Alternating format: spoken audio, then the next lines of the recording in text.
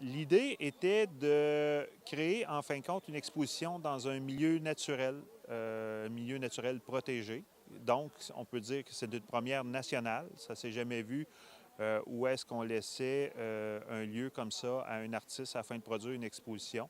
On arrive dans une galerie d'art magnifique. La lumière change à toutes les minutes, à toutes les heures. D'une journée à l'autre, on n'a pas la même lumière sur les œuvres. Donc, ça l'amène à un nouveau cachet vraiment particulier.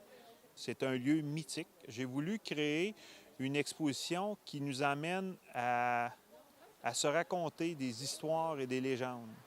Donc, la sculpture est juste accessoire à l'imagination des visiteurs. Donc, les gens viennent, ils regardent les sculptures et à partir de là, ils peuvent se conter des anecdotes, des légendes, des contes. Ils peuvent inventer des choses. Fait que c'est vraiment intéressant. Puis aussi, quand on fait une visite, on entend les oiseaux, on entend la brise dans les arbres, on entend le lac Témiscamingue, les vagues, ces choses-là. Donc, c'est vraiment très intéressant. Ça nous donne une belle atmosphère pour faire la visite.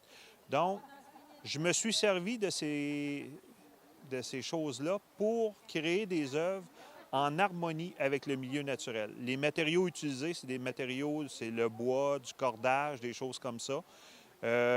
Puis, les œuvres sont présentées tantôt au sol, tantôt en suspension dans les arbres et tantôt même dans le détour des branches et tout ça.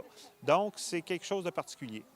Parallèlement au projet d'exposition, moi, j'avais l'idée de publier un livre qui est un peu un registre de photos des œuvres, du fait que c'est un milieu qui est unique. Donc, je voulais aussi faire la promotion de la forêt enchantée. Parallèlement à ça, il est venu l'idée de composer des contes et légendes. C'est pour cette raison-là que j'ai approché des écrivaines du Témiscamingue afin qu'elles puissent nous composer des contes et légendes en relation avec le milieu et en relation avec les sculptures proprement dites.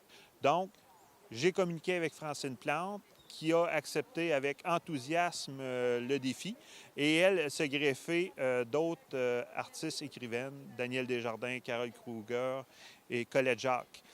Puis pour les photos, ben c'est Kimi Vallet qui s'est prêté au jeu de prendre les photos et le résultat est très, très bien. Donc, nous allons avoir une version française et une version anglaise du livre.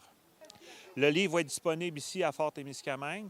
Il y a également la maison du frère Moffett qui va l'avoir, à la fabrique de Geppetto à Lorrainville.